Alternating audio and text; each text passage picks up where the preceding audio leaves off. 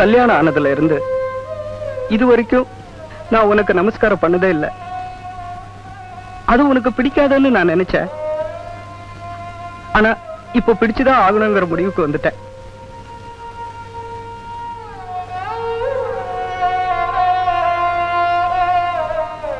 அக்கா, நமஸ்காரம் பண்ணினேனே, எனக்கு பரிசு ஒண்ணும் கிடையாதா?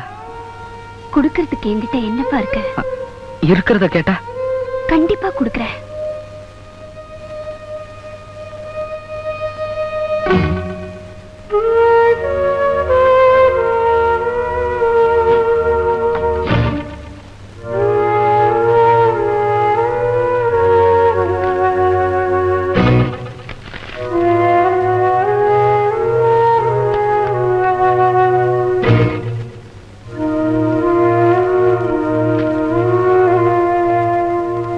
அக்கா, உன் முகத்தை கண்ணாடியில பார்த்து ரொம்ப நாளாச்சுன்னு நினைக்கிறேன். எனக்காக ஒரே ஒரு தடவை இந்த கண்ணாடியில உன் முகத்தை நீ பாத்துக்கக்கா. நீ எப்படி தேஞ்சு போயிருக்கன்னு உனக்கே புரியும்.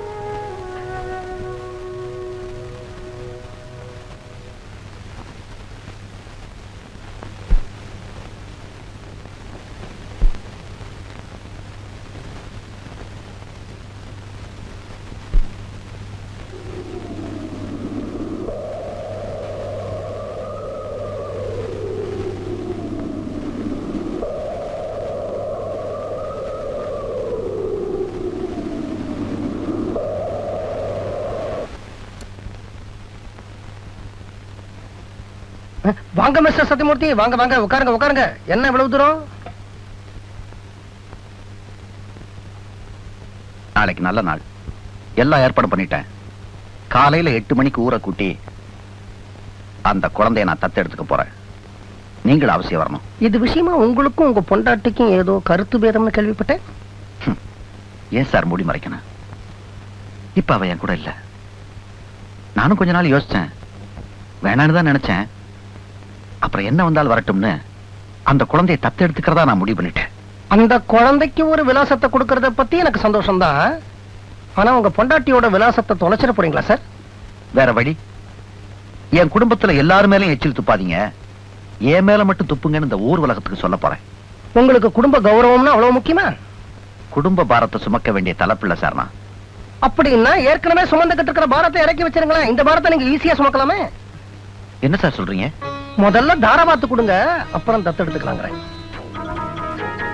யார சார் தாராவாத்து கொடுக்கணும்? தார தாரையா கண்ணீர் வடிச்சுக்கிட்டு இருக்கிற உங்க தங்கச்சிய.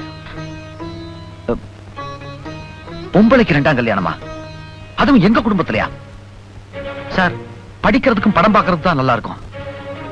அவ கொடுத்து வச்சது அவ்வளவுதான். சின்ன வயசுல புருஷன் செத்துட்டா அவ கொடுத்து வச்சது அவ்வளவுதாங்கிறோம். அவளே செத்துட்டா அப்பவும் அவ கொடுத்து வச்சது அவ்வளவுதாங்கிறோம். ஆக கூடி பொம்பளைங்க கொடுத்து வச்சது அவ்வளவுதான் போல இருக்கு. மறுபடியும் கொஞ்சம் குங்குமத்தை எடுத்து நெத்தியில இட்டுக்கிறதுக்கும், பூ அள்ளி தலையில சுத்திக்கிறதுக்கும், ஒரு மஞ்ச கயித்தை எடுத்து கழுத்தை சுத்தி கட்டிக்கிறதுக்கும் மட்டும் நான் சொல்லல மிஸ்டர் சத்தியமூர்த்தி. ஒவ்வொரு ஆணுக்கும் சரி, ஒவ்வொரு பொண்ணுக்கும் சரி, கண்டிப்பா ஒரு துணை அவசியம்.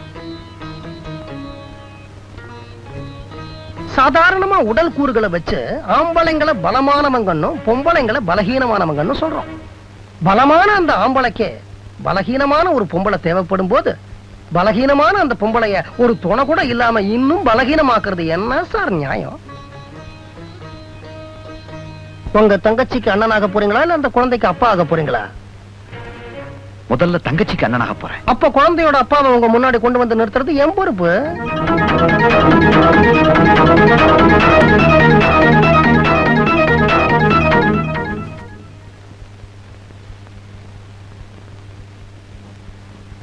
வாங்க, சௌக்கியமா? உங்க பொண்ணு கல்யாணத்துல பார்த்தது உங்களை. ஆமா. காபி சாப்பிடுறீங்களா? வேண்டாம். மோரு? வேண்டாம். வேற ஏதாவது சூடா? எனக்கு ஒண்ணும் வேண்டாம், நீங்க சிரமப்படாதீங்க. 2 பேரும் அந்த குடும்பத்துல பொண்ணை கொடுத்துட்டு ரொம்ப கஷ்டப்படுறோம். ஏன் அப்படி சொல்றீங்க? குத்து கல்லாட்டம் திடீர்னு அந்த வீட்டுக்குள்ள ஒரு குழந்தை வந்திருக்கு. இதுல யாரோட மாப்பிள்ள தப்பு பண்ணிருப்பாங்கன்னு நினைக்கிறது? அம்மா, நான் இந்த வீட்டுக்குள்ள வந்த உடனே நீங்க காபி சாப்பிடுறீங்களான்னு கேட்டீங்க. நானும் வேணான்னு சொல்லிட்டேன். இப்போ எனக்கு காபி சாப்பிடணும் போல இருக்குன்னு வச்சுக்கோங்க. நீங்களும் கேட்க மாட்டேங்கிறீங்கன்னு வச்சுக்கோங்க. நானும் வெக்கத்தை விட்டு காப்பி இருக்குமான்னு கேக்குறேன்னு வச்சுக்கோங்க. அப்பவும் நீங்க கொடுக்க மாட்டேங்கிறீங்கன்னு வச்சுக்கோங்க. அப்போ நான் பக்கத்து போர்ஷன்ல இருந்து காப்பி வாங்கி குடிக்கிறது தப்பு இல்லையா? தப்பு இல்ல. அதேதான் அந்த வீட்டுல நடந்தது. உங்க மாப்பிளைக்கு காஃபி சாப்பிடணும் போல இருந்திருக்கு, கேட்டிருக்கார், உங்க பொண்ணு குடுக்கல, பக்கத்து போர்ஷன்ல இருந்து காஃபி வாங்கி குடிச்சிட்டார்.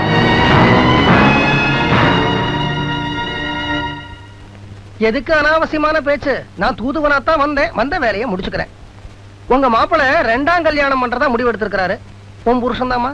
சாதாரணமா ஊர் உலகத்துல 2ஆம் கல்யாணம் பண்ணிக்கிறதா இருந்தா முதல் பொண்டாட்டிக்கு தங்கச்சிங்க யாராவது இருந்தா அவங்களுக்கு முதலிடம் கொடுக்கறதா வழக்கம். உனக்கு 2 தங்கச்சிங்க இருக்காங்க.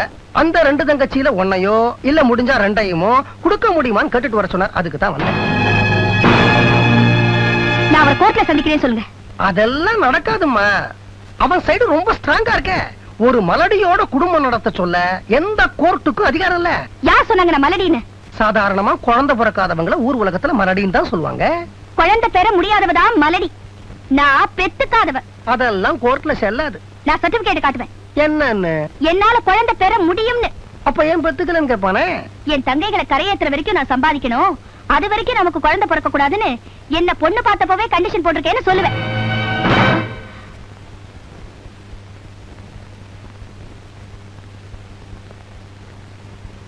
ஏண்டி, உங்களுக்கு குழந்தை பிறக்கலையேன்னு ஒவ்வொரு நாளும் நான் கோயில் குளமெல்லாம் சுத்திட்டு இருக்கேன்.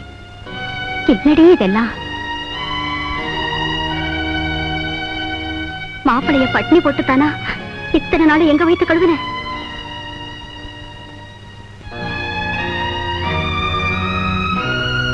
இப்ப சொல்லுங்கம்மா, அவர் பக்கத்து வீட்டுல இருந்து காப்பி வாங்கி குடிச்சது தப்பா? தப்பே இல்லைங்க. Very good.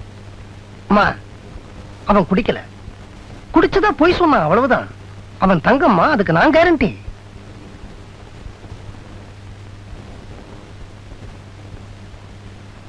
அம்மா துர்கா, தங்கச்சிங்களை எப்படியாவது கரையேத்தணும் அப்படின்னு நினைக்கிற உன் நல்ல மனசுக்கு நான் தலை வணங்குறேம்மா.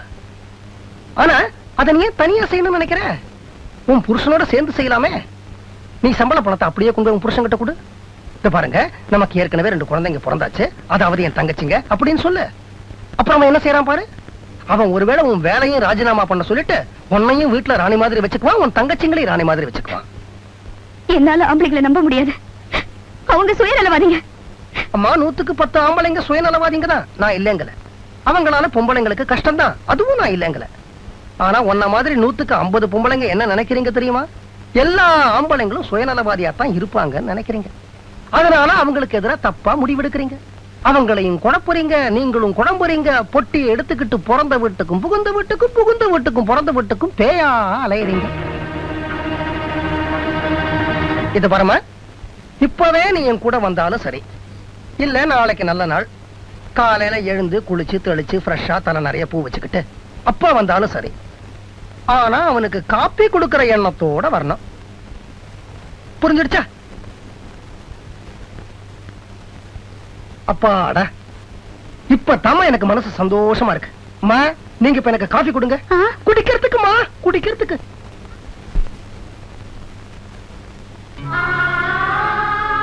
ஆமா, அது நல்லதோ கெட்டதோ, வீட்டுல நடந்தாலும் சரி, நாட்டுல நடந்தாலும் சரி, புரட்சிகரமான காரியங்களுக்கு பிள்ளையார் சொல்லி போடுறது எப்பவுமே ஒரு பொம்பளையாத்தான் இருப்பா.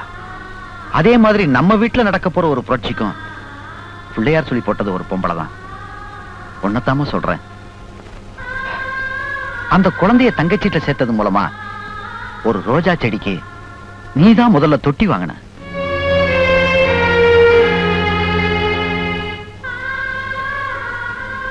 குழந்தைய தூக்கிட்டு தங்கச்சிய வெளியில வாசல்ல போக வச்சது மூலமா தம்பி அந்த தொட்டியில ரோஜா செடிக்கு பதியம் போட்டான்.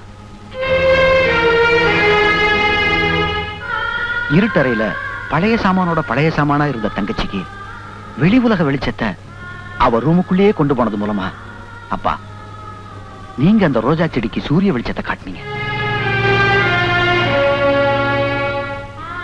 பழைய நினைவுகளை தூக்கி எறிய புருஷன் போட்டோவை எடுத்துட்டு புது பாதை காட்டணுன்றதுக்காக கண்ணாடி வச்சது மூலமா என் இன்னொரு தம்பி அந்த ரோஜா செடிக்கு தண்ணி ஊத்துனா. உங்க எல்லாரோட கூட்டு முயற்சியில இப்போ ஒரு ரோஜா பூத்திருக்கு. அந்த ரோஜாவை பறிச்சு தங்கச்சி தலையில வைக்கிற சின்ன காரியத்தை கூட செய்யலைன்னா நான் இந்த வீட்டுக்கு மூத்த பிள்ளைன்னு சொல்லிக்கிறதுக்கே லாயக்கில்ல. அதனாலதான் பரன் மேல ஏறி தூசு தட்டி மறுபடியும் அவ ஜாதகத்தை நான் கையில் எடுத்திருக்கேன்.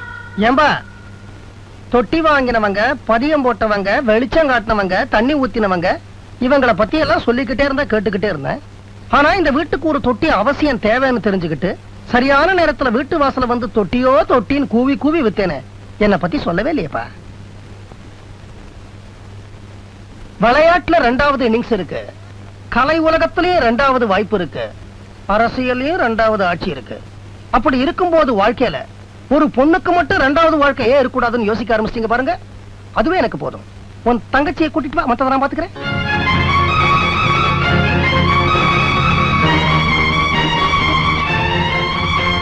குழந்தைய குடுமா, இந்த வீட்டுல யாரும் தப்பு பண்ணலங்கிறத நான் புரிஞ்சுக்கிட்டேன். அப்புறம் இந்த குழந்தை ஏன் இந்த வீட்டுல இருக்கணும்? அதனால இது எங்க கொண்டு போய் சேர்க்கணுமோ அங்கேயே சேர்த்துறேன். மாமா, என்னம்மா? யாரும் தப்பு பண்ணலன்னு கேக்குறதுக்கு சந்தோஷமா இருக்கு. அந்த குழந்தையோட சொந்தக்காரங்க வந்து கேக்குற வரைக்கும் அது என்னோடய இருக்கட்டுமே. குழந்தைக்கு சொந்தக்காரி நீ இல்லையேம்மா, அது எப்படி உங்ககிட்ட இருக்கலாம்? அதுக்கும் யாரும் இல்ல, எனக்கும் யாரும் இல்ல. என்கிட்ட இருந்தா என்ன தப்பு? அப்போ குழந்தைய ஜாக்கிரதையா பாத்துப்பியா? அத வேளா வேலைக்கு நீதான் குளிப்பாட்டணும், ட்ரெஸ் மாட்டி பண்ணணும், நீதான் ஆகாரம் கொடுக்கணும். இந்த குழந்தையோட தொட்டில், பால் பவுடர், கொசுவலை, கிளுகிழுப்ப எல்லாத்தையும் உன் பொறுப்புலதான் வச்சுக்கணும். இந்த கடையில புடவை வாங்கினா கேலண்டர் இனாமா கொடுக்கறதுல அதே மாதிரி இந்த புடவைய நீ வாங்கினா நான் ஒரு கேலண்டர் இனாமா கொடுப்பேன். அதையும் நீதான் பத்திரமா வச்சுக்கணும். என்னமா சொல்றீங்க? சொல்றேன் சொல்லாம இருப்பேனா? அதுக்காகத்தானே மாயவரத்துல இருந்து கும்பகோணத்துக்கு வீடு மாத்திக்கிட்டே வந்தேனா. சம்பந்தி, உங்க வீட்டையே ஒரு கலக்கு கலக்கின இந்த குழந்தைய உங்க வீட்டு வாசல கொண்டு வந்து போட்டது நான் தான்.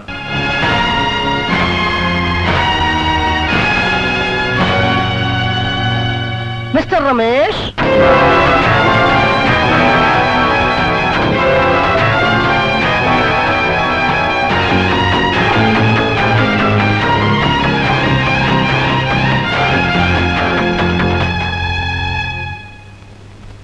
இதாமா போடவே. இது குழந்தையோட அப்பா, இவர் தான் கேலண்டர், இவரைத்தான் நீ நாம வாங்கிக்கணும்.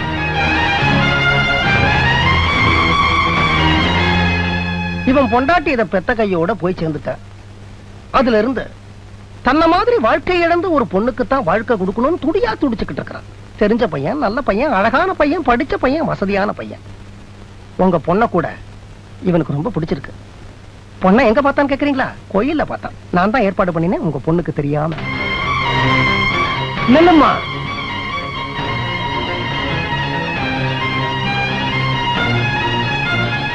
எங்கம்மா போற?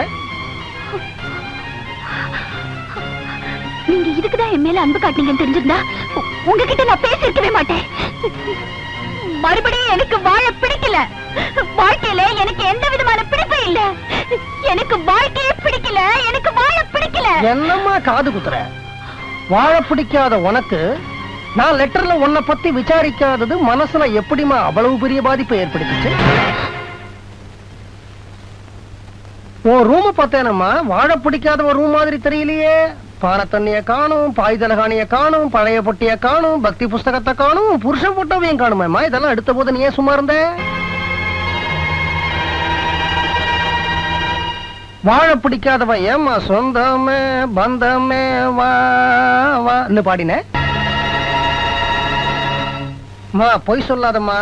இந்த குழந்தையால பாலைவனமா இருந்த உன்னுடைய மனசு ஏற்கனவே சோலைவனமா மாறிக்கிட்டு வருது. இன்னும் பூவும் பொட்டும் மெட்டியும் தான் பாக்கி. நான் உங்க அப்பா மாதிரி என்கிட்ட உண்மையை ஒத்துக்க. இந்த போலி பிடிவாதமும் வரட்டுக்கு ஒரு வேண்டாம். இல்ல இல்ல, எனக்கு யாரு வேண்டாம், எனக்கு யாரு வேண்டாம். அவ்வளவுதானம்மா, விஷயத்த சொல்லிட்டல்ல, அப்புறம் ஏன் அழற? உங்க எல்லாருக்கும் சொல்றேன், இப்ப இந்த கூடத்துல ஒரு தாய்க்கும் குழந்தைக்கும் நடுவுல ஒரு பாச போராட்டம் நடக்க போகுது. யாராவது தலையிட்டீங்க அப்புறம் பொண்ணை கொடுத்த சம்பந்தின்னு கூட பார்க்க மாட்டேன். எனக்கு கெட்டகம் வந்துரும். ஆமா, சம்பந்தி விட்டு மாப்பிள உங்களைத்தான். இந்த குச்சியை பிடிங்க.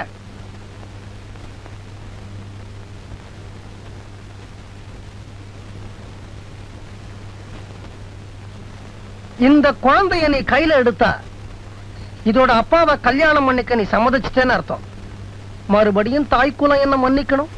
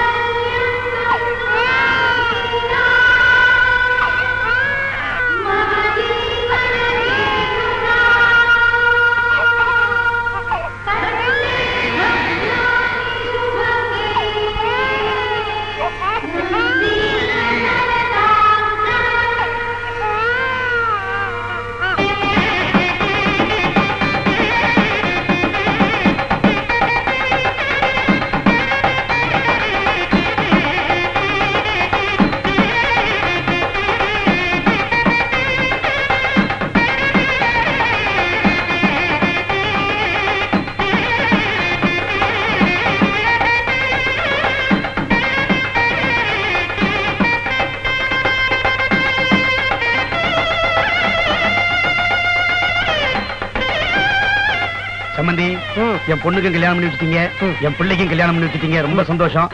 ஒரு சின்ன விண்ணப்பம், இந்த புது சம்பந்தி சைக்கிள் செயினை கீழே போட சொல்லுங்களேன். அது நான் சொன்னா சரியா இருக்காது. அவர் உங்களுக்கு தான் சம்பந்தி, நீங்க தான் சொல்லணும். இந்த சம்பந்தி நீங்க தானே கூட்டு வந்தீங்க, நீங்க சொல்றதா முறை. சரியா இருக்காது. முறை என்னன்னா நீங்க தான் சொல்லணும். இல்ல இல்ல, நீங்க தான் சொல்லணும். முறை வந்து நீங்க சொல்லணும். நீங்க சொல்றதா முறை, நீங்க தான் சொல்லணும். நிறுத்துங்கய்யா. இந்த சைக்கிள் செயினை கீழே போடணும், அவ்வளவுதானே. போட்டுடுறேன். சம்பந்தி, பேசாம சைக்கிள் செயினை கையில கொடுத்துருக்கலாம். சைக்கிள் என்ன நல்லா சிரிக்கிறீங்க, சிரிங்க சிரிங்க.